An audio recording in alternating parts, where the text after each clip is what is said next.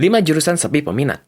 Kalau yang populer mah udah basi ya guys. Kedokteran lah, hukum lah. Kalau penasaran sama videonya bisa tonton video yang ini. Tapi gimana kalau jurusan yang peminatnya sedikit? Pertama, sastra daerah, terutama sastra Jawa.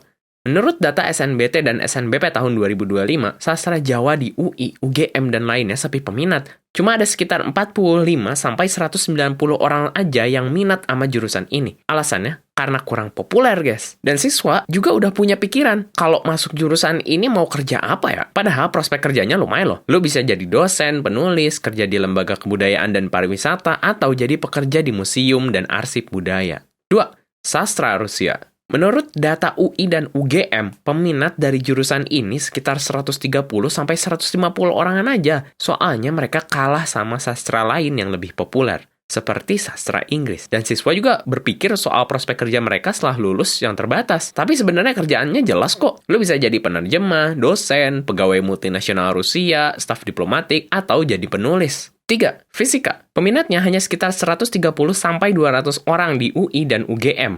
Wajar sih, siswa pasti berpikir masa kuliah yang akan diajarkan bakal sulit dan rumit. Jadi, kalau lu emang gak ada passion sama jurusan ini, bakalan sulit. Lalu sistem pendidikannya yang banyak banget hafalan, makin bikin siswa gak tertarik sama jurusan ini. Tapi kalau lu adalah salah satu siswa yang suka sama fisika, setelah lulus, lu bisa kerja sebagai peneliti di lembaga riset dan pengembangan, analisis dan ilmuwan data, insinyur teknologi, elektronika, telekomunikasi, dosen, atau jadi ahli di laboratorium dan perusahaan manufaktur teknologi. 4. Pendidikan teknik elektronika. Menurut beberapa universitas yang menyediakan jurusan tersebut, seperti UNY dan UIN Bandung, peminat jurusan hanya sekitar 25-50 saja. Jangan samain jurusan ini sama teknik elektro ya guys. Kalau pendidikan teknik elektronika lebih ke vokasi. Dan banyak siswa yang menganggapnya tidak seprospek sarjana. Mereka lebih milih sarjana daripada vokasi. Tapi banyak banget yang salah sangka. Sebenarnya lulusan jurusan ini juga punya prospek kerja yang luas dan gaji yang gak kalah dari sarjana.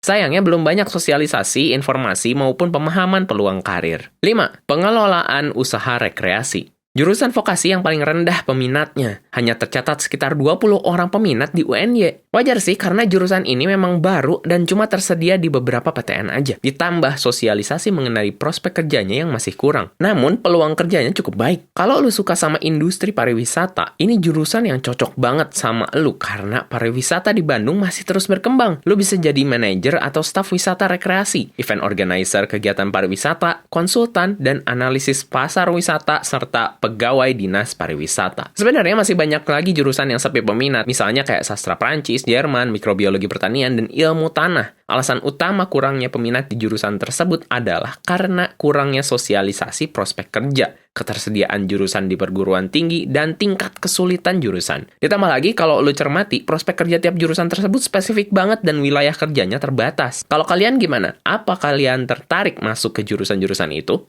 Coba tulis di kolom komentar topik apa lagi yang menarik buat kita bahas. Jangan lupa like, subscribe, follow, dan share ke teman-teman kalian yang kuliah di jurusan-jurusan tersebut.